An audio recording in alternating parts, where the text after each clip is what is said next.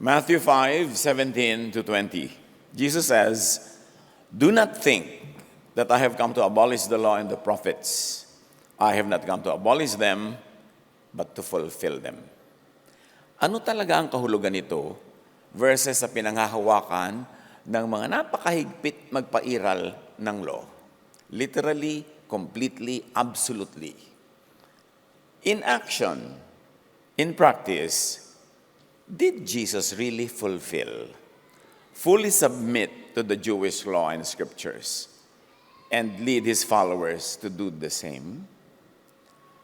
Sino man na masusing mag-aral ng scripture, ng gospels, magandang pag-aralan, talaga ba that Jesus fulfilled literally yung mga lahat ng laws ng Old Testament? Sabi sa 2 Timothy 3:16 to 17 naman, all scripture is God-breathed. Itinuring ba talaga ni Jesus ang scriptures? Ang Jewish scriptures, now commonly called the Old Testament, although not all of the Jewish scriptures completely correspond to what we call now the Old Testament, but mostly. Itinuring ba talaga ni Jesus ang Jewish scriptures as 100% inspired to the point of modeling absolute submission and obedience to it? Because if he did, why would he get into trouble with the religious leaders? Ang laging inaakusa sa kanya ng mga leaders ng Jewish religion, hindi niya sinusunod ang tradisyon, hindi niya sinusunod ang scripture, hindi niya sinusunod ang mga kaugalian at mga batas. So talaga ba that he literally fulfilled all the law? Talaga ba itinuring ni Jesus that all of the Jewish scriptures were inspired? How much should Jesus' followers follow the Jewish scriptures or the Old Testament? Rethink spirituality. Reshape, according to Jesus, the scope of Jewish scriptures. How much to refer and differ to them in religious and personal life. Napakalaki ng impluwensya sa pang-araw-araw na buhay ng tao kung gaano talaga siya magde-defer, magsasubmit, mag-o-obey sa Jewish scriptures and law. Si Jesus, ipinadala ng Ama para magpalaya mula sa napakaraming paghihirap dahil under the law. Ano talaga dapat ang pananaw ng naniniwala kay Kristo sa pagsunod sa mga batas sa mga Hudyo? Aming Ama sa Langit, turuan niyo po kami na maunawa ang mga salita na kapupulutan namin ng aral at magkakalag sa amin mula sa mga tali at pagkakakulong sa napakaraming hindi naman dapat pagkatalian at pagkakulungan. Give us enlightenment. Empower us with your Spirit that we may plumb the depths of your words and apply them practically, intelligently, and wisely in our daily life. Teach us. In the name of Jesus we ask. Ano ba talaga ang mga background ng paglalabanan, pagtutunggali ng mga ideya about all scripture being God-breathed and therefore must be obeyed literally, absolutely? May mga nagtatanong at ngayon ay uulitin ko sa inyo kung minsan natatanggap ko sa Facebook ang ganito mga tanong. Sa 2 Timothy 3:16 to 17, all scripture is God-breathed and is useful for teaching, rebuking, correcting, and training in righteousness. Ang laging itinatanong nila, does this mean that every word in the Bible is inspired by God, therefore inerrant, authoritative, at sundin mo, mabuhay ka man mamatay, mahirapan ka o madalian, magdusa ka o lumaya, sundin mo, kasi yan ang sabi ng Diyos? And the answer is always, note that the meaning of 2 Timothy 3:16 to 17 depends on what and whose translation of the Bible you read. Hindi natin kinikritik ang Diyos at ang salita ng Diyos, subalit gusto nating suriin ang mga translations. Because the translations are generations away from the original words, from the original teachings. While the Word of God is inspired, the inspiration does not automatically transfer to translations. Especially to varying translations. Kaya nga mga sekta, mga kongregasyon, magkakaiba kuminsan na interpretation at application Kasi iba-iba ang interpretation ng mga translation at version na pinagbabasihan nila ng doktrina. At sino man ang masusing mag-aral, makikita niyo may mga nuances, may mga shades of meaning na naiiba, nalilihis sa iba't ibang translation. Magastos ang trabaho ng translation. Kailangan mo ng will, financial will, kailangan mo ng emotional will, intellectual will para magpa-translate.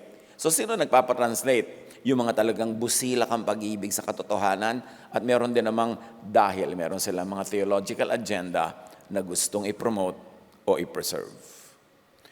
Now, concerning the verses in question, apparently the original words of Paul in Greek, alam niyo ang New Testament were written in Greek. So the original words of Paul in Greek, the language of the New Testament, the inspired original, did not exactly say that every word in the Bible is inspired by God and therefore inerrant and authoritative. Although maraming translations, lalo modern translations, ay ganyan ang tono. But the first English translation from the original Greek, William Tyndale, New Testament, 1526, ganito niya i-render ang 2 Timothy 3:16-17. Ito ang unang pagtatangka na ilipat sa Ingles ang Greek ng 2 Timothy 3:16-17. Sabi niya, "For all scripture given by inspiration of God is profitable."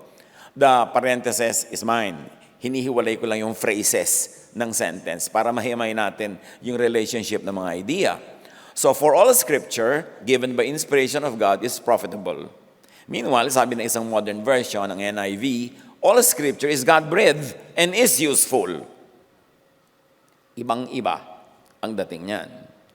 Sa Tyndale translation, all scripture, parenthesis mine, when and if given by inspiration of God, is profitable. In other words, sinasabi ng Tyndale translation, the first English translation, kung inspired by God ang specific scripture, then profitable ito for teaching. Pero merong unsaid. Merong scripture, may writing, may literature na hindi inspired by God. Kaya sinasabi niya, kung ang scripture ay inspired by God, then it's profitable for teaching.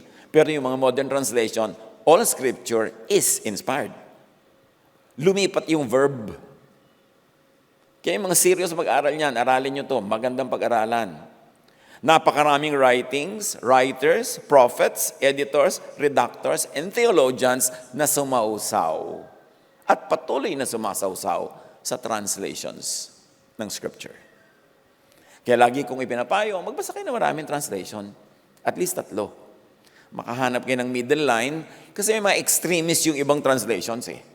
And why do some groups always insist na isa lang ang dapat basahin? Kasi kinokontrol nila yung theology. At yung theology na pinapalabas ng translation na ibig nila, yun ang official theology nila. So hindi sila magpapabasa ng ibang translation. Bawal magbasa ng ibang translation. Kung wala kang itinatago, ba't ka magbabawal? You should encourage scholarship, research, study. So, it's all important na mag-Jesus filter. At mahalaga rin, kung gusto nyo pa magbasa, basahin nyo si Frank Nelt, yung kanyang The Real Story Behind the Translation of 2 Timothy 3:16. Mahaba-habang basahin, hindi ko na yan i-discuss. At may, of course, may iba rin siyang points doon na hindi naman lagi tayong agree. Pero diniscuss niya kung paano tinranslate ang history ng iba't ibang translations ng 2 Timothy 3:16. The only choice is this. All scripture is inspired or scripture when inspired is profitable. Kaya pag-aralan nyo. Ang Luther Bible of 1545, Martin Luther led the Reformation. 2 Timothy 3:16, ito ang rendition ni Luther, ang mga punctuations kanya. Ang Greek ay walang punctuation. Kaya ang mga nagtatranslate, namimili ng punctuation. And we will deal with that a little bit later. 2 Timothy 3:16-17, sabi ni Luther, for all scripture, inspired by God, is profitable for doctrine, for judgment, for correction. So nagiging qualifier yung inspired by God. Luther is also saying that a man of God may be perfect, fitted for all good works. Now, ang Greek, dikit-dikit ang letters. Walang punctuation marks, as I will show you in this wall from Ephesus that I visited in 1987 and visited again. Kita niyo yung mga Greek. Huwag na kayo sa akin tumingin, doon na lang sa Greek. Okay? Ay, mga kulot-kulot ko dyan. Yung Greek, wala yan na punctuation at dikit-dikit. At yan ang pinagkuhanan ng 2 Timothy 3:16 and 17. Clustering and punctuation are in the hands of the translator-interpreter. Ang laki ng influence na nagtatranslate sa magiging kahulugan. Halimbawa, nabasa mo ito in Greek letters. Charan! Basahin nyo yan on your own. Ganyan ang Greek. Hinihiram ko lang ang illustration na to, okay? Pwede yang i-translate, i-edit from this dikit-dikit to this. Kita niya? Pag pinaghiwalay-hiwalay ko yan, dahil nag-i-interpret na ako nagtatranslate na ako, pwedeng I saw abundance on the table. Wow, normal lang. May abundance. Ano ngayon? Pero pwede rin gawin itong ganito. I saw abundance on the table. Iba na. Depende sa pananaw o agenda ng translator. Kaya mahalaga, sinusuri ang translation. The American Standard Version, itong sabi sa 2 Timothy 3:16-17, every scripture inspired by God is also profitable for teaching. Now, the American Standard Version is a new edition compared to the Luther and the Tyndale versions. Ang sinasabi nito, lahat ng scripture na, if inspired by God, is profitable. Ang sinabi ng mga versions and translations na ito ay, all scripture, if and when inspired by God, is profitable. Ibang-iba sa all scripture is inspired by God. At pag pumili kayo kung aling version ngayon ang inyong susundin, maiiba ang lifestyle nyo, maiiba ang inyong attitude sa sarili, sa buhay, sa mundo, sa kapwa. Now, our agenda is to be respectful to God. And to be respectful to God, dapat ihiwala yung words, yung scripture na inspired talaga niya from words and scripture na marites lang. Kasi maraming marites. Dapat mag-Jesus filter. Bakit? Sabi, Christ gave His own body to destroy the law of Moses with all its rules and commands. Ano ba yung mga nandyan sa law? May mga laman niya na Jesusness, kahit hindi pa nagiging tao si Jesus noon, because the Word has always been around. So meron niyang the Word, Jesusness, at merong moral laws, like igalang mo yung magulang, huwag kang mangangalo niya, huwag kang magnanakaw. Tapos merong civil laws. Pag may nagkasala, batuhin, patayin. Pag kami nangangahoy, nangunguha ng mga panggatong, tapos sabat, patayin. Tapos ang kumakain ng mga hipon, mga ganito, ay mali. Mga civil laws and ceremonial laws. Hindi ka dapat kakain ng hindi nahugas ng kamay a certain way. Kaya lagi nagagalit yung mga Pharisees kay Jesus at sa kanyang disciples. Hindi nila sinusunod itong mga laws na to. At saka maraming marites din. Maraming nagsingit. So, dapat salain. Yung mga moral laws that are universal, inulit ni Jesus, in-emphasize ni Jesus, tuloy yun. Hindi yun tatanggalin. Pero yung mga ceremonial laws, mga civil laws, pang kanila lang yun. Hindi ka dapat makisali. Dapat yun ay ilagay na sa file. Now, God-breathed applies only to the spirit of the original text, not automatic to translations. Kahit pasabihin natin that the Word of God is inspired, it is the original rendition in the original language that is inspired. The inspiration may and may not carry over to translations. Dapat hindi ka lubos na tiwalang-tiwala sa translation kasi Word of God. Kasi, yun nga, I saw abundance and I saw abundance, ibang-iba na. Nakataya ang iyong ikabubuti, ang iyong kalusugan, kaligayahan, kasaganaan, kaya dapat manuri. Lugi at kawawa ang susunod sacrificially sa text and translation na marites lang pala. Kaya si Jesus Concerned siya sa mga tao. Paul did not say all writing is inspired of God and is profitable for, at dapat pagsakripisyo ang sundin. Though later translations lang, marami ganyan ang sinasabi. What Paul wrote in the Greek says, all God-breathed, lahat ng inspired writing ay, hindi lahat ay inspired writing, therefore. Ang laki ng pagkakaiba, lalo na sa application. At napakaraming tao, needlessly nahihirapan, napapagod, nagsasakripisyo, kasi nga ang reading nila, all Scripture is inspired. Hindi yung all Scripture that is inspired is profitable. Personal choice nyo yan. Kung ano gusto nyo i-apply sa inyong buhay. Kaya lang, ang problema ko minsan, hindi lang kontento ang mga tao sa personal application. Yung personal reading nila, ia-apply nila at ipupuwersa nila sa iba na ganun din ang maging reading. Be faithful to the original idea in Scripture, in the original language, not to theologize translations, especially kung naiiba at lumilihis ang message doon sa tunay na context ng mensahe. That is why it is all important to know the differences in interpretation, meaning, slant, and theologies of the various Bible translations. Many translations had been motivated, controlled, and fiercely fought over by translators with vested interest. Madugo, malagim ang kasaysayan ng Bible translation. Hindi yun ganun ka-sugar-coated tulad ng inaakala ng marami sa atin. May mga interest groups that make the Bible say, through their translations, what they want said. Sabi nga natin, madugo at malagim ang kasaysayan ng Bible translations. At mayroong very interesting book. Nakita niyo to, The Murderous History of Bible Translations. Sino sa inyong mahilig mag-follow up ng study? Basahin niyo yan. Marami pang iba. Hindi yung mga sanitized versions of religious studies na parang Pollyannish, everything is so nice and cool and sweet and beautiful. Napakamadugo, malagim ang kasaysayan ng Christian Church. Salain ang lahat through Jesus. After all, Jesus is the living Word. John 6:51, sabi ni Jesus, ako nga ang tinapay na nagbibigay buhay na bumaba mula sa langit. Mabubuhay magpakailanman ang sino mang kumain ng tinapay na ito, meaning word, meaning teaching niya.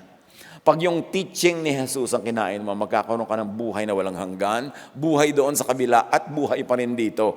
Paano kung ibang tinapay na kain mo, tapos may amag pa? What kind of life will you have? What kind of attitude will you have about yourself, about others, about the world?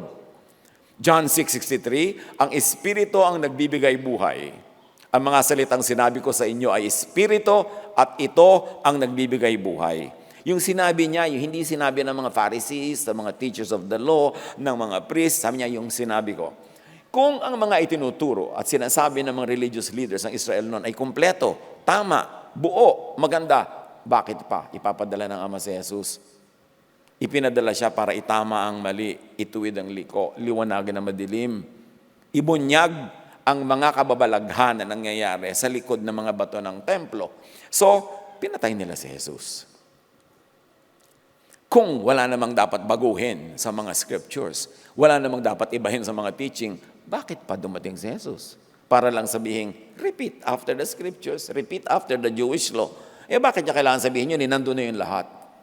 But He came to destroy the law of Moses with all its rules and commands to set people free. John 8:31-32, sinabi naman ni Jesus, kung patuloy kayong susunod sa aking turo, sa turo niya, hindi sa turo ng iba, kayo nga'y tunay na mga alagad ko. Makikilala ninyo ang katotohanan. Ibig sabihin, hindi pa nila kilala ang katotohanan despite and because of their scriptures. At ang katotohanan ang magpapalaya sa inyo. Anong ibig sabihin? Hindi pa sila malaya. Kailangan pa silang palayain. Sa kabila ng kanilang religiosity, sa kabila nilang scriptures, ng law, ng napakahigpit nilang religious life, sabi ni Jesus, kailangan kayong makalaya. At ang salita ko ang magpapalaya sa inyo. Saan sila papalayain? Dito sa kabilang salita, sa sinabi ng iba, na dapat ay ma-identify ng mga serious Jesus believers. John 14:6, ako ang daan, hindi sila, ang katotohanan, hindi ang kanila, at ang buhay, walang buhay sa kanila. Walang makakapunta sa Ama kung hindi sa pamamagitan ko, ng salita ko, ng pamamaraan ko. Kaya mahalaga, paulit-ulit tayo niyan. Hindi tayo magsasawang ulitin hanggang bawat isa na unawa at na-appreciate sa lain ng lahat through Jesus. After all, Jesus is the Word made flesh. John 1:18, no one has ever seen God, but the one and only Son has made Him known. Si Jesus lang ang nagpakilala sa Ama ng totoo at tama. Salain ang lahat through Jesus. Colossians 1:15, the Son is the image of the invisible God. So hindi nakikita ang tunay na Diyos, pero ipinakita ni Jesus sa pamamagitan ng kanyang mga sinabi at ginawa. Kaya yung kanyang ginawa at sinabi is to be treated with highest respect above the authority of tradition and the Jewish scriptures. Kung yung Jewish scriptures are words carved in stone, si Jesus yung living word. At yung living interactive, active, relevant to the people's lives, hindi cold na basta ito yung law, sundin mo kahit ka mamatay, kahit ka mahirapan, kahit ka magdusa. Jesus was always bending the Jewish law to accommodate the needs and the realities of people around him. At sabi niya, even I, the Son of Man, is Lord of the Sabbath. So yung isa sa mga pinakahaligi na tradisyon ng Israel, mga katuruan na wala kang gagawin pag Sabbath, binirek yun ni Jesus at tinuruan niya yung mga tao. Sabi niya, it's okay. If you want to do something good and it is a Sabbath, do it. Sabi niya, I'm releasing you from it. I am the Lord of the Sabbath. And let me tell you, sabi ni Jesus, Sabbath was made for man, not man for the Sabbath. Para sa ikabubuti ng tao ang Sabbath. Ngayon kung ikakasama mo na, ikakapagod mo, ikakahirap mo, edi huwag mo sundin. Dahil yan ay ginawa with your interest in mind. Now, if it goes against your interest of the day to obey it, then you may not. Because the essence of the Sabbath is for your own good.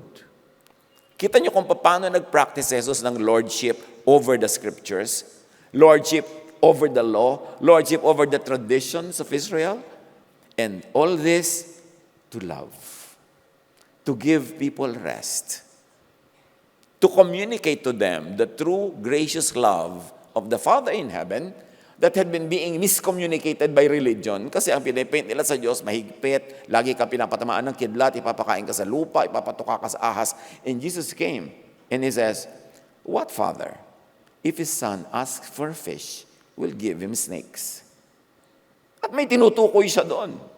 Dapat nasuriin ng sino mang gustong maintindihan ang mensahe ni Jesus. Kawawa at lugi ang mga tao who needlessly sacrifice just to obey the teachings na hindi naman pala from God as revealed and affirmed and authenticated by Jesus. At worse, susunod-sunod ka, naghihirap ka, tapos yung pala sinusundan mo, kabaligtaran pa pala ng true teachings from God revealed by Jesus. Kaya si Jesus may mga sasabing, you have heard that it was said like this, but I'm telling you it's like that. You have heard that it is X, I'm telling you it is Y. Ang dami niyang ginanon. Sabi ng mga tao sa kanya, o itong babaeng ito, caught in adultery. Sabi ng law ni Moses, batuhin hanggang mamatay. Pero hindi pinabato ni Jesus. So, He practiced lordship over the law of Moses. And ang dami-dami pang ganon. Hinipo niya ang mga may ketong para mahalin sila at pagalingin. Bawal na naman yun sa law. Marami siyang ginawang himala during the Sabbath. Bawal yun sa law. Ang dami. Yung nagbubulag-bulagan lang ang hindi makakakita, na hindi literal, na sinasabi ni Jesus that they came to fulfill the law. Hindi mechanically, literal, and physical. There is another level of fulfillment that was happening. Kaya galit si Jesus sa Pharisaic teaching. Yung teaching ng Pharisees. Matthew 23:15, what sorrow awaits you, teachers of religious law, and you Pharisees, hypocrites! For you cross land and sea to make one convert. And then, by your scriptures and laws, parenthesis mine, you turn that person into twice the child of hell you yourselves are. Ano yung unsaid? Actually, said naman. Sabi ni Jesus, actually, kayo mga teachers of the law and Pharisees, you are children of hell. At ang masama, lahat ng dapuan ninyo, turuan nyo, nagiging doble pa silang children of hell. Kasi pag dumapo ang law, ayan, nagkakaroon ng hell sa kanilang puso, lagi silang galit, lagi silang takot, lagi silang guilty, at nanggagalit, nagpapagilty, nananakot. Sabi ganoon, anak na nga kayo ng impyerno, pero at tinuturuan nyo, nagiging dobleng anak pa, kambal ng impyerno. Ganun ang salita ni Jesus sa mga teachers of the law and Pharisees. Listen to Jesus. Meron kasing competing teachings kahit nung panahon ni Jesus. Yung sinasabi niya at sinasabi ng Jewish teachers and law keepers, yung sinasabi niyang living word at yung mga written word carved in stone and written on paper, laging may tunggali. At kung sinasabi mo ikaw ay Jesus believer and follower, hindi ka naman dapat malito kung kanino ka susunod at kung kanino ka makikinig. There's a very interesting story, yung tinatawag na transfiguration of Jesus. Matthew 17, 1-5. Jesus took with him Peter, James, and John, the brother of James, and led them up a high mountain by themselves. So may 3 disipulo, dinala ni Jesus sa isang mataas na bundok. At napag-isa sila doong 4. There, he was transfigured. Before them, his face shone like the sun, and his clothes became as white as the light. So patunay ito ng divine origin and nature ni Jesus. Na iba. Yung 3 disipulo na natiling tao, ganun lang kung ano yung itsura nila. Si Jesus nagliwanag na iba. Just then, there appeared before them Moses and Elijah. These 2 were giants of Jewish religion. Moses, Elijah, representing the law and the prophets, governing the life of the Israelites. There appeared before them Moses and Elijah talking with Jesus. But take note, only Jesus was transfigured. Not Moses, not Elijah, nobody else. Peter said to Jesus, Lord, it is good for us to be here. If you wish, I will put up 3 shelters or 3 monuments, 1 for you, 1 for Moses, and 1 for Elijah. Peter wanted to give Moses, Elijah, and Jesus equal treatment. Nalilito si Peter, hindi siya sanay makakita ng ganyan mga bagay. So sabi niya, ano kayong gagawin ko? Gusto niyo po, igawa ko kayo ng kubol, gagawin ko kayo ng memorial dito, kayong 3, tigi-tigisa. No?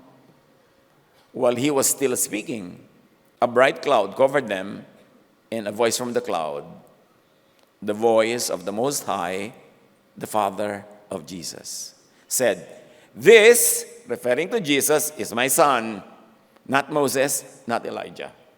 This Jesus is my son, not Moses, not Elijah, whom I love. With him, not with Moses, not with Elijah, I am well pleased. Listen to him. Minsan, babasahin mo yan, ang napapansin mo lang yung transfiguration, yung himala, but not the message. The message was, there was Jesus, and there was Moses representing the law, and Elijah representing the prophets. And Jesus transfigured, the 2 others did not. And the Father said, this is my son, excluding the other 2. With him I am well pleased, excluding the other 2. And then very clearly, the Father says, listen to him. Meaning not to Moses, not to Elijah, not to the law, not to the prophets, when they're teaching conflict with the teachings of Jesus. So far, clear. Very, very clearly, what was Jesus' dynamics with the Jewish scriptures? Ano ang tunay na attitude at relationship ni Jesus sa Jewish scriptures?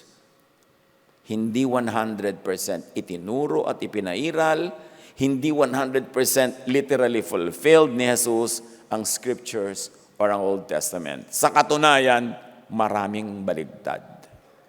Jesus revised, canceled, modified, updated, reinterpreted, changed, voided, expired, in fact, destroyed a lot of Jewish scriptures and the laws that went with them.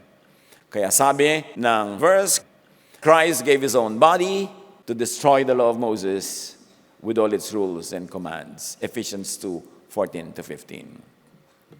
Sa nagpipilit that Jesus came to fulfill the law literally, that all the law is God-breathed and inspired, How could Jesus literally fulfill all the law and at the same time destroy the law? Isipin nyo. Pili ng isa. Did Jesus destroy the law or fulfill all the law? Actions speak louder than words. Watch the body language of Jesus. Kung talagang finulfill niya all the law o dinestroy niya or nire-interpret niya at kanyang nire-apply. Now, could the I came to fulfill the law be another case of mistranslation? Bakit kabaligtaran ito ng malinaw at maraming teaching and actions ni Jesus? Could there have been shady editing na naman, reduction, dagdag bawas by scribes, theologians, who put in the mouth of Jesus and in Scripture words that they want to say and to hear? Lingid sa kaalaman ng maraming ordinary Bible believers, Christians, ang daming naganap sa Scriptures throughout the thousands of years of its history. While the original messages are believed to be inspired, ang mga nangyaring insertions, deduction, dagdag, bawas throughout history dapat sundan para mapili kung ano ang masasabi nating, yes, this is real, this is authentic, mamamatay ako at mabubuhay para dito, ibibigay ko ang buhay ko para dito. Pero paano kung ang pinagbibigyan mo ng buhay, dagdag bawas lang pala? Loyalty to Jesus does not mean blind obedience to every word people say, Jesus said. Hindi ko mo sinabi ng mga taong, Jesus said na nga. Paano ko marites? Loyalty to Jesus means verifying if Jesus really said what people say Jesus said. Kaya dapat susuriin niya mga translation. Huwag lang kayong lulun ang lulun. Gawa lang yan ng tao. Tama yung sinasabi ng mga kamag-anak natin, basa ka ng basa, gawa lang yan ng tao. They refer to the translations. Natural, yung original word is from God. Pero gaano karami dyan ang idinagdag, binawas ng mga editors. God won't mind. God won't be offended by diligent, scholarly study. Ang magagalit lang, yung may itinatago, yung may agenda. Acts 17:11. Now the Berean Jews were of noble character, for they examined the Scriptures every day to see if what Paul said was true. Nagtuturo si Paul. Remember, wala pang New Testament noon, wala pang nakasulat na Scripture. So when they say Scripture, you mean the Old Testament. Wala pang nakasulat noon na tinatawag natin ngayong New Testament. Isusulat pa lang nila. So, chine-check nila, kina-counter-check. Hindi nagagalit ang Diyos sa ganun. Ngayon, kung chine-check na yan ng mga Bereans, what Paul said pa lang yan, chine-check nga, paano pa kung what Jesus said? Dapat talagang i-check. Hindi magagalit si Jesus na, bakit mo chine-check? Sinabi ko na nga, matutuwa pa siya, i-check mo talaga anak dahil baka mamaya marites, baka hindi ko sabi, baka hindi di-distort nila yan. So, mag-check ka. That's fine. That's good to do. Now, serious scholars generally agree na ang daming editing, reductions, dagdag bawas sa Scriptures, whose writing, rewriting, copying, production had mostly been controlled by the powers of the day, especially the monarchists in Israel who wanted to make, in fact, who made Scripture the endorser and deodorant of the monarchy. Kaya magdududa ka kung may mga verses yan na sobrang gino-glorify yung mga king, yung mga ruler nila. Para hanggang ngayon, nagkukutsabaan ng maraming gobyerno at mga simbahan to keep the power. Tinutulungan ng relihiyon yung mga nakaupo sa palasyo, tinutulungan na nasa palasyo yung nasa relihiyon para patuloy nila makontrol ang mga tao. Hindi yan bago. Nangyari yan. Basahin yung Scripture. Ang pag-aagawan ng mga iba't ibang sekta sa Israel ng pagkontrol sa mga tao, kanya-kanyang utos, sirain nyo yung mga sambahan nila, sirain nyo yung mga sacred places nila, ito lang dapat, nyo lang. Kompetisyon yan eh. Hanggang merong nagwagi na dominant group. Maraming preachers, teachers na alam ito, hindi lang kumikibo. They don't want to rock the boat. Ayaw nila sigurong kung ano man may mangyari sa kanilang mga karir. Pero alam to ng mga serious Bible scholars, ang daming editing na nagaganap dyan. Dapat mong pag-aralan. Hindi ibig sabihin na itapon mo yung Bible, Suriin mo lang, salain mo lang. Dahil nandyan ang mga turo ni Jesus na nanggaling sa Ama. Pero marami siyang in-invalidate. Marami siyang dinestroy, marami siyang inedit para i-update. Dapat alam natin yon. Kung all words of God, ang scripture and law, tulad ng kine-claim ng marami, ba't ang dami-daming nilabag, ipinalabag at iniba ni Jesus? Tulad ng mga laws, regulations on the Sabbath, specific laws of Moses like batuhin ang nangangalo niya hanggang mamatay, diet, cleanliness, at napakarami pang iba. Even teaching on how to have eternal life, in-update ni Jesus. Kahit nga daanin na lang sa paramihan, mag-contest yung Jesus destroyed the law versus Jesus came to fulfill the law. Overwhelming yung Jesus destroyed, changed, updated, reinterpreted the law. Masarap kasing parang tahimik ka na lang para wala ka nang iniisip, wala kang pinoproblema, kahit na hindi naman pala complete truth yung niyayakap mo dyan, pero ang tunay na gustong makawala, makalaya, maliwanagan, maging mabuti, mabait, maibigin sa kapwa, dapat siya sa atin kung alin talaga dyan ang words of God na dapat talagang ipamuhay, sundin, at alin ang sinira na ni Jesus para huwag nang makapandaya at huwag nang makapagpahirap sa tao. Matthew 15:3, 6-9.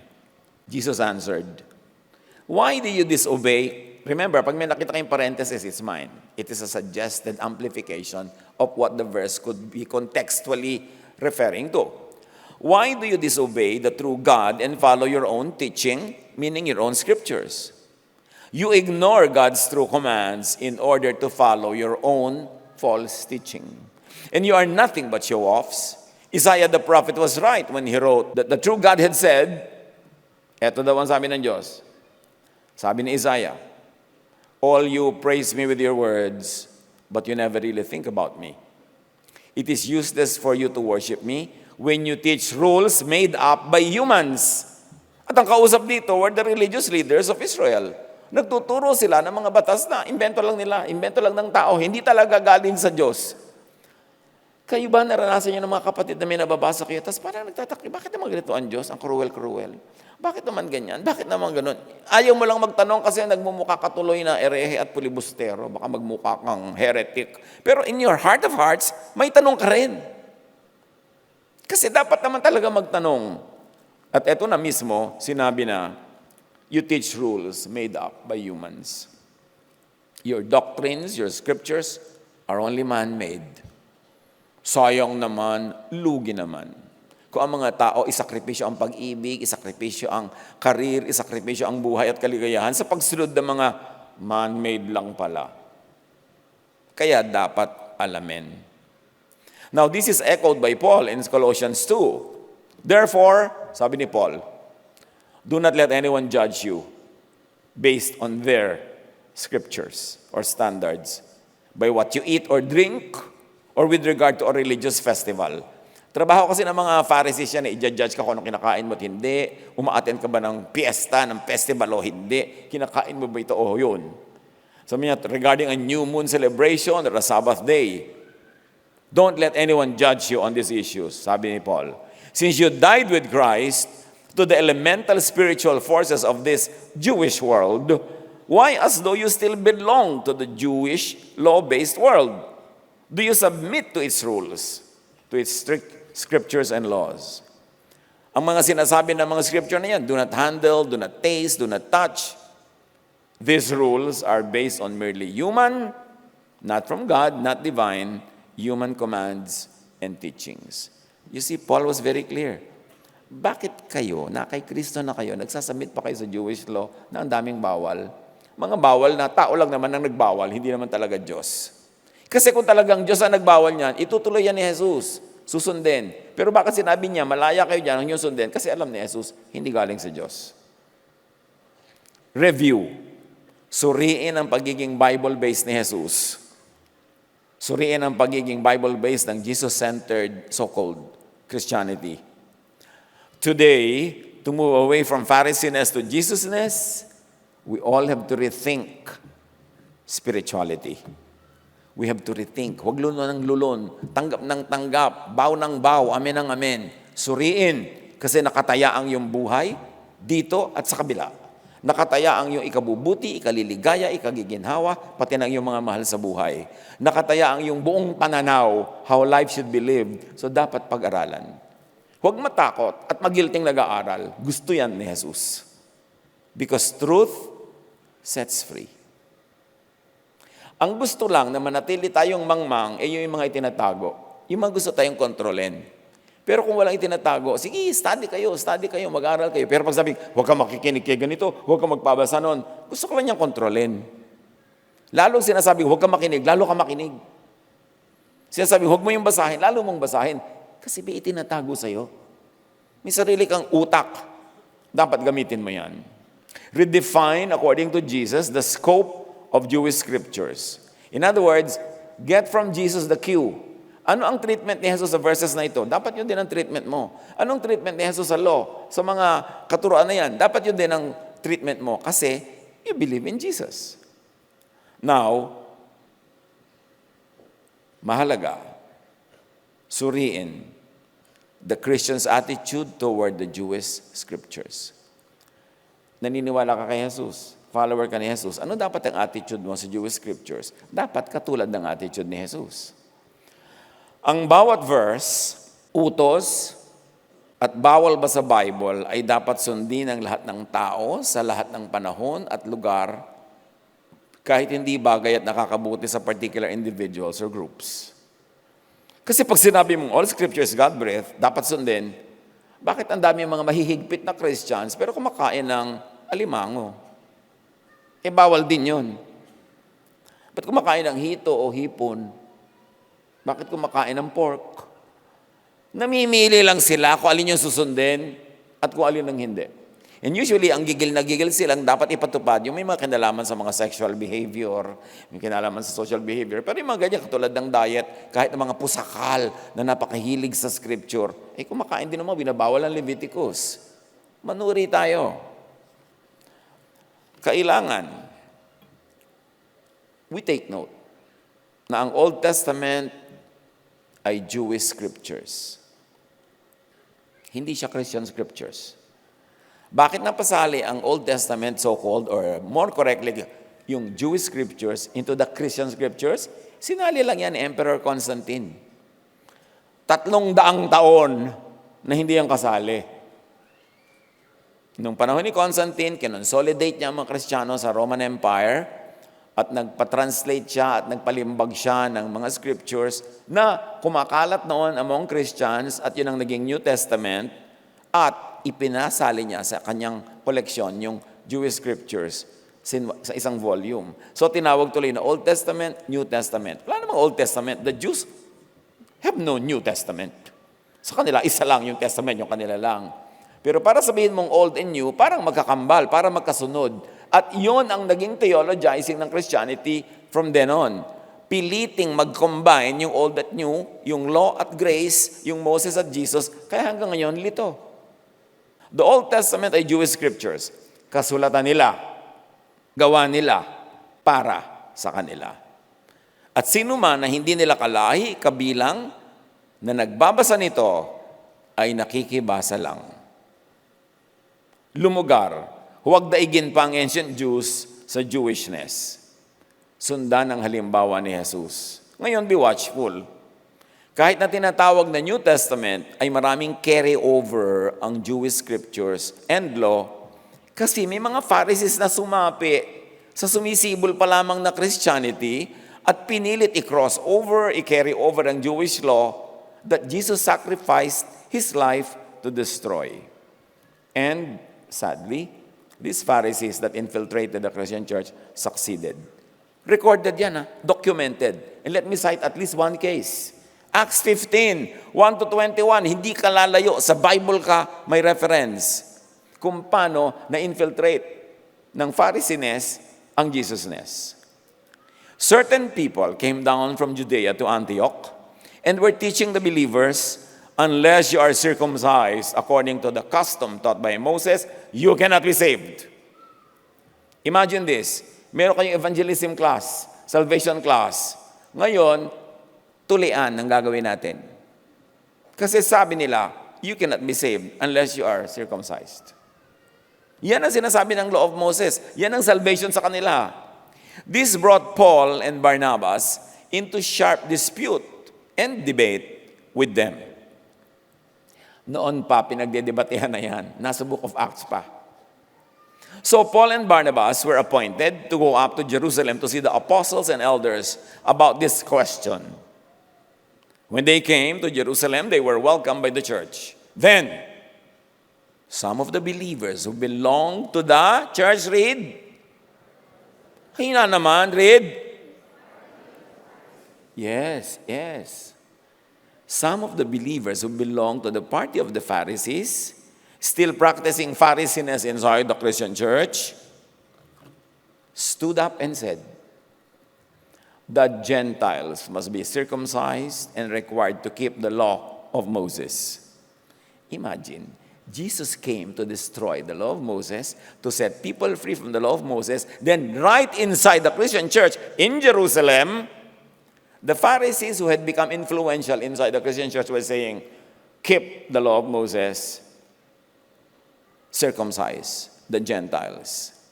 In other words, they still keep the law in spite of. Parang hindi nangyari si Jesus, parang hindi nagdusa at namatay si Jesus to save people from the law. The apostles and elders met to consider this question. After much discussion, sa totoo lang, ano pa ba ang dapat i-discuss? Ang linaw na ng teaching ni Jesus tungkol sa mga bagay na yan. Peter got up and addressed them. Brothers, God showed that He accepted the Gentiles by giving the Holy Spirit to them, just as He did to us. God did not discriminate between us and them, for He purified their hearts by faith, not by the law. Sabi ni Peter, no. God purified them by faith, hindi law. Bakit na naman law ang pag-uusapan? Actually, God was bringing the Jewish Christians out of and away from the Jewish law and scriptures. There was that awkward moment when it wasn't clear yet that the believers in Jesus would totally separate from Jewism. Yun yung transition. So may mga Jews na Jews, at may mga Jews na naging believers na ni Jesus, magkakasama sila initially. Nagtutunggalian na sila kung kaninong doctrine ang mananalo. Sabi ni Pedro, now, why do you try to test God? By putting on the necks of Gentiles a yoke, meaning the law, that neither we nor our ancestors have been able to bear. Alam natin, tayo, ang mga ninuno natin, wala ni isa sa atin nakasunod sa law. Tapos itong mga Gentiles who have not been part of the law but are now part of the Christian church, papasunurin nyo pa rin sa law na ni tayo'y hindi nakasunod. Now, no. We believe it is through grace of our Lord Jesus, not by obeying the law of Moses, that we are saved just as they are. Very correct ang theology ni Peter. The whole assembly became silent. James spoke up. Remember, the brothers of the Lord never believed in Him up to the last moment. Kaya sabi ni Jesus, a prophet is never believed and accepted in his own home. James, the brother of Jesus, spoke up. Brothers, he said, listen to me. It is my judgment that we should not make it difficult for the Gentiles who are turning to God. So initially, mukhang agree siya kay Peter. Instead, we should write to them, telling them to abstain from food polluted by idols. Law yun. From sexual immorality, fine. That's a general, universal morality. From the meat of strangled animals, again, that's a Jewish law. And from blood, Jewish law. So sabi ni James, huwag na natin silang pahirapan. Pero actually, pahirapan natin sila. I-impose natin sa kanila yung mga dietary laws natin. Tapos sabi pa ni James, for the law of Moses has been preached in every city from the earliest times and is read in the synagogue on every Sabbath. In other words, tuloy ang Mosesness, tuloy ang Sabbath, parang hindi nagturo si Jesus tungkol doon. So sabi niya, huwag na natin pahirapan. Pero actually, pahirapan pa rin natin sila. This dissonance is right in Scripture. Basahin mo lang mabuti. It's as good as saying, ipataw natin sa kanila ang law of Moses. Pabigatan din natin sila tulad ng pabigat sa ating mga ninuno at sa atin mismo. So much for church councils. Dahil mula nun, ang dami-dami ng council, in succession ang nag-meet at bumuo ng kung ano-ano mga doktrina at creed na malayo na kay Jesus. What happened to Jesus' destruction of the law? Liberation of people from the law.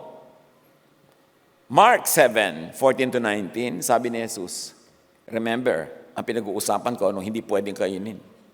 Makinig kayong lahat at unawain ninyo ang aking sasabihin.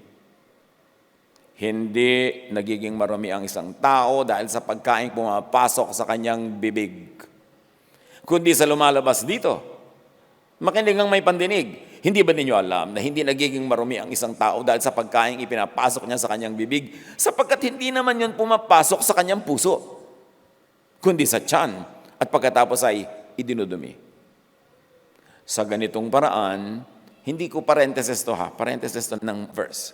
Sa ganitong paraan ay ipinahayag ni Jesus na ang lahat ng pagkain ay maaaring kainin. In saying this, Jesus declared all foods to be clean. Ano ngayon itong pinagbabawal ni James? Ano ngayon itong pinagbawal ng council? Kasi yun ang naganap. Sumulat sila to the Gentile Christians, sinabi nila yon. At mula noon, tuloy-tuloy yon. Hanggang ngayon, marami pang nagsasabing Christians na bawal pa rin sa kanila yan. Big issue.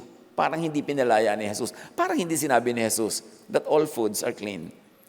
Spiritually clean, hindi clinically clean. Kasi talaga naman kung may maraming pagkain clinically, dudumihan ka nun. Pero hanggang tiyan mo lang, hindi yung spirito mo. Yun ang meaning ni Jesus. Sinabi na nga ni Jesus, tapos may mga bawal na naman. Ngayon, maraming mga grupo na ang buong ang kanilang teaching ay nakasenter on, halimbawa, on food, what you eat or not to eat. On the Sabbath, kailan ang Sabbath at hindi. Samantalang kinlir na ni Jesus lahat yan. Ang aga-agang nag-backslide to the law, ang Christianity, which means tinalikuran si Jesus. Humarap uli kay Moses. And once the law was back, marami nang sumunod na pumasok uli sa Christianity. Take note, Christians, that the Torah, the heart of the Jewish scripture, was Yahweh's exclusive instruction to Israel through the law and the prophets for holy living, meaning clinically separate from all others. Pag sa Old Testament, nadinig niyo yung word na holy, be holy for I am holy, hindi morality ang pinag-uusapan doon. Clinical separation from everything they consider unclean, like unclean food, unclean people, yung mga Gentiles, hindi ka makikihalubilo dyan, hindi ka pupunta sa bahay ng Gentile, yan yung unclean. And when you try to be holy, it means hindi ka nakikisalamuha sa mga unclean. Hindi tungkol sa spiritualidad yung clean or unclean sa Old Testament. It is about clinical hygiene. Because apparently, they had very strict laws about hygiene and physical cleanliness. Leviticus 1:1-2, Yahweh called Moses and spoke to him from the tent of meeting. He said, tell the Israelites. Puro yan mga utos sa Israelites, ha? Ang tanong ito, Israelite ka ba? Ikaw ba ang pinasabihan? Israelite ba kayo? No. Bakit kayo nakikisali sa usapan na yan? Pati ikaw, hindi ka kakain ng hipon. Pati ikaw, magaganyan. Hindi ka naman Israelite. Sila yung kausap. Slave ka ba dati sa Egypt? Pinalaya ka ba? Kasama ka ba sa Exodus? Ikaw ba yung kausap dito? Ba't ka lumalahok? Nahihirapan ka tuloy. Leviticus 1:1-3, the Lord spoke to Moses from the sacred tent and gave him instructions for the community of Israel to follow. Kasali ba ang community of Filipinos? Community of Chinese? Community of Hindi. So bakit ka nakikilahok?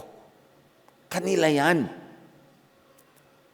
Deuteronomy 4:1-2, ngayon, O Israel, pakinggan ninyong mabuti at sundin ang tungtuning itinuturo sa inyo. Sundin ninyo ang mga utos na ibinibigay sa inyo mula kay Yahweh. Again, itatanong natin, Israelite ka ba? Ikaw ba ang kausap? Christians, for curious reasons and against the teachings and examples of Jesus, adopted many laws and traditions of the Jews, including their scriptures. Thank you, Constantine. Siya naman talaga ang one big factor kung paano napasama yung Jewish scriptures sa Christian scriptures. Dapat maingat sa pag-apply ng Jewish laws and scriptures, lalo na yung mga culture-bound and time-bound teachings, yung para lang sa Jews, sa panahon nila, sa pangangailangan nila, at sa context nila. Maraming patakaran, pamamaraan, ideya, pananaw, kautusan, kaugalian na nasulat sa Old Testament ay para lang sa Israelites, sa Jews. At hindi kailangang laging gawing universal. Kasi ma-oppress ka kung iba ang iyong context, iba ang iyong buhay, iba ang iyong panahon, iba ang iyong kultura.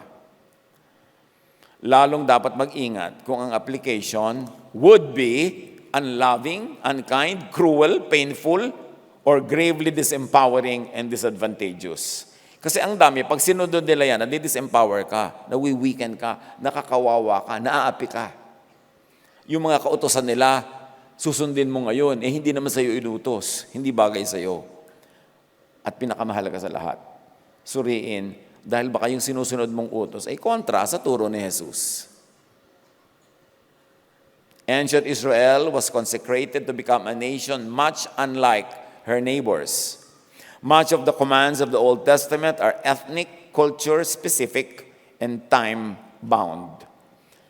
Kahit ang mga Israelites ngayon sa Israel, iba na rin na pag-practice nila ng kanilang pananampalataya, hindi na katulad ng panahon ni Moses. Tapos ikaw naman na nandito na ang layo-layo in time and space, ginagaya mo talaga yung panahon ni Moses. Sobrang outdated.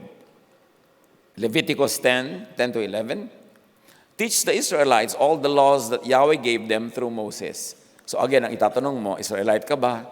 Kasama ka ba sa kausap?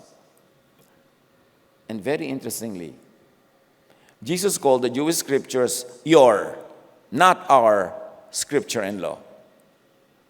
John 10:34, tumugon si Jesus, hindi ba nasusulat sa inyong kautusan? Hindi niya sinabing sa atin, ha? Sabi niya sa inyong. Inyo lang yan, hindi ako kasali dyan. Sabi niya, hindi ba nasusulat sa inyong kasulatan? And God's Word translation says, don't your scriptures say? Applying Jesusness, Colossians 2:20-23 asks why Jewish rules should still be followed even by former Jews. Sabi niya, namatay na kayo kasama ni Kristo at hindi na sakop ng mga alituntunin ng mundong ito. Bakit pa kayo sumusunod sa mga alituntuning tulad ng huwag hahawak nito, huwag titikim niyan, huwag gagalawin yon? Ang mga ito'y utos at katuruan lamang ng tao. Pero isinulat kasama sa scriptures. So you see, that answers the question. Lahat man ang nakasulat, God-breathed talaga. Sinasabi na nga nitong mga New Testament writers natin, lalo ni Jesus, gawa-gawa lang yan ng tao, although nasa Jewish scriptures. Kaya dapat sumala. Meron dyan ang mga totoo, applicable today, pero alin? Dapat mag-aral. Jesus screened and selected and modified laws and regulations. Jesus even gave new teachings. Most pointed and telling is this. Matthew 19:16-19. May isa namang lalaking lumapit kay Jesus at nagtanong, Guro, anong mabuting bagay ang dapat kong gawin upang makamtan ko ang buhay na walang hanggan?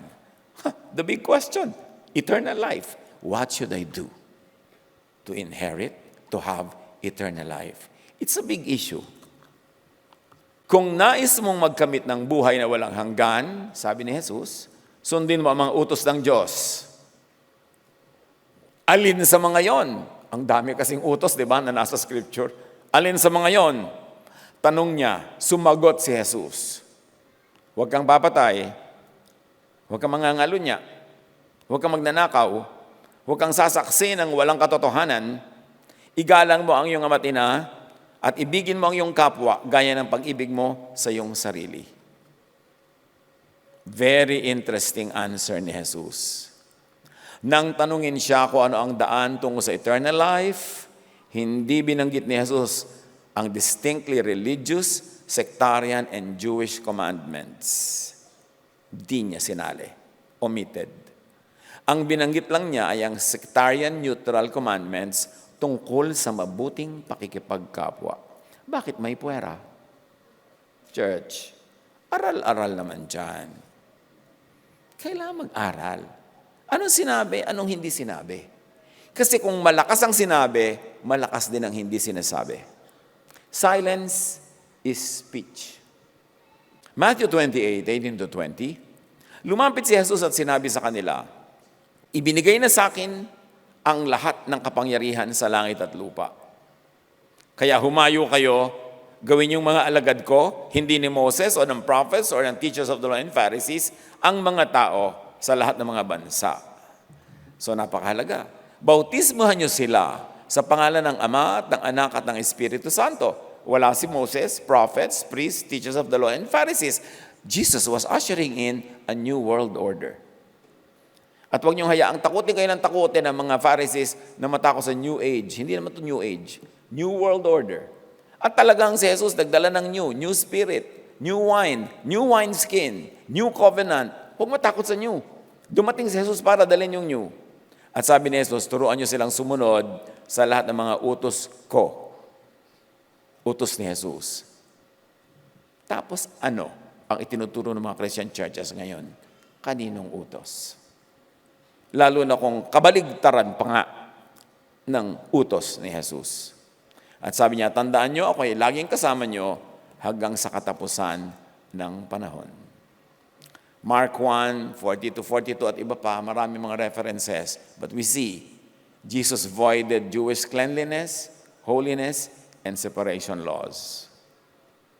Si Jesus ay hindi nakisukob, nakisali, nakipromote sa Jewish scriptures. Take note, at ito gusto ko idiin. Ang moral law sa Jewish scriptures and their direct variants, especially those repeated, mentioned, stressed by Jesus, have universal value and application. May mga moral law sa Jewish scriptures na effective pa sa atin hanggang ngayon.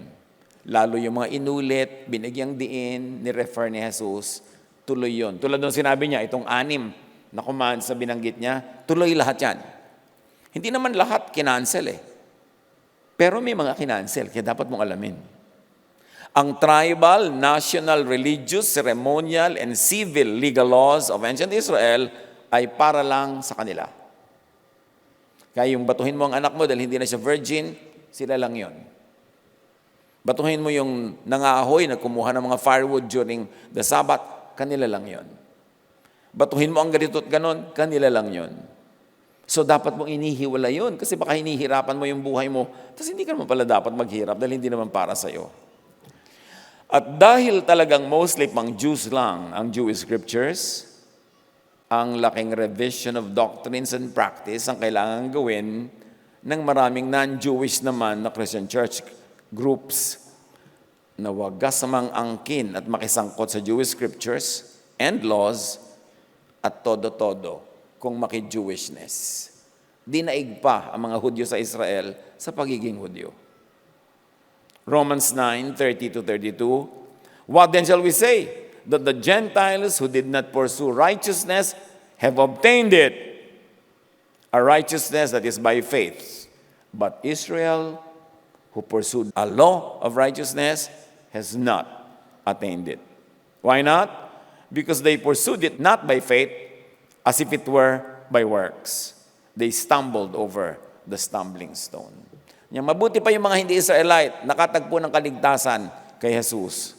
Kasi humanap sila ng righteousness apart from the law, but also only in faith. Yung mga Israelite na trying hard, ang dami nilang sinusunod, ang dami nilang binagbabawal, hindi pa rin nila natagpuan ang righteousness kasi ang iginiit nila to be righteous is to obey the law. Filter out ang nasa Jewish scriptures nga, but updated, reinterpreted, deleted, and destroyed by Jesus. Lalo namang i-filter out ang niwala nga sa original Jewish scriptures at nasa guni-guni lang ng mga editors, redactors, and manipulators of religious texts. Very importantly, filter out ang uncontextual, lalo contra-context translations and interpretations and applications.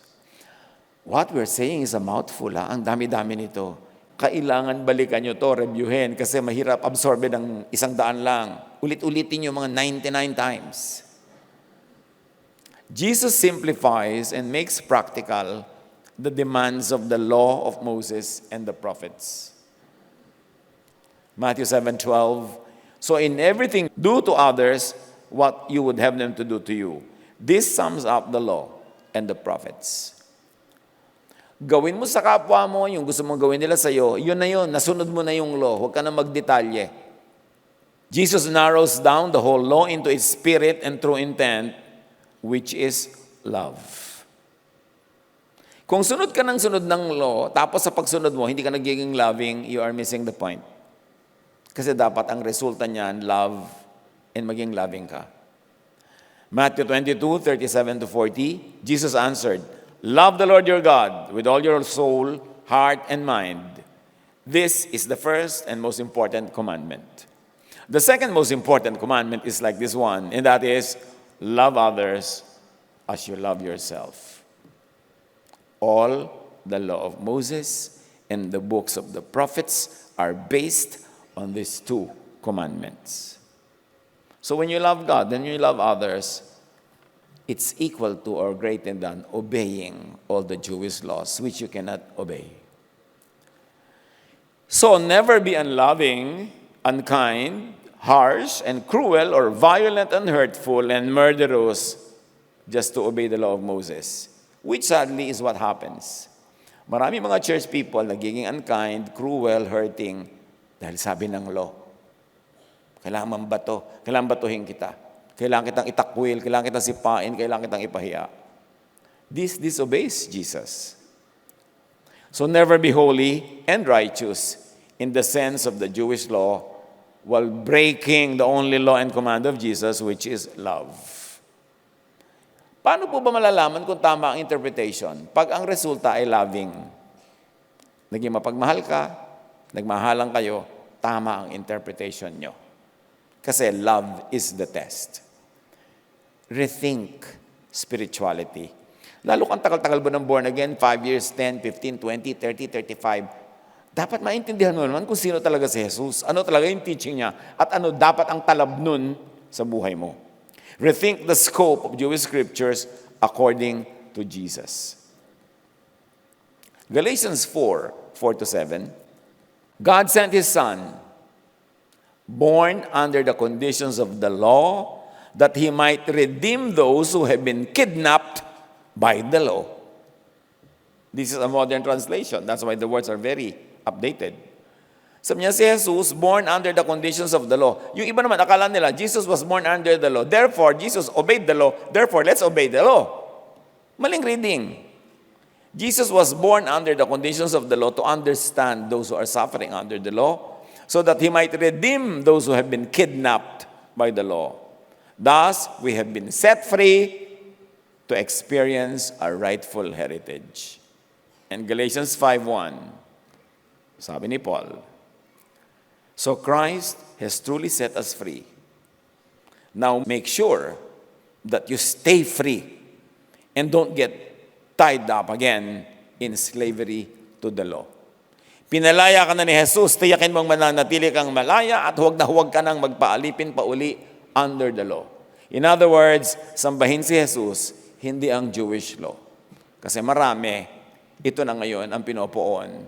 Ipinoprosesyon, sinasamba, the Jewish law. Panginoon naming Diyos, papagliwanagin niyo po ang aming isip, lalo sa mga areas na meron pang mga dapat, lalo pang siyasatin at pag-aralan. Ang ending lang naman, nais namin, maging masunurin kami sa katuruan ng iyong anak na si Jesus, maipamuhay namin ang aming spiritual life according to the law of Jesus, which is love, at kami ay makalaya sa needless burdens of the Jewish law. Bigyan mo rin kami ng karunungang maunawa, yun na mga ibang parts of the Jewish law are very universal and very true and are applicable, but teach us to filter. Father, we pray, in the name of Jesus our Lord, kayo po ang magpala sa aming lahat. Manatili tayong nananalangin ng tahimik sandali. And if there's any area in your life where you know, you feel that you have been liberated, set free by Jesus, by listening to the teachings that come from Him, when He filters all those that are not necessary, pray to God, thank God, be with the Lord in silent prayer.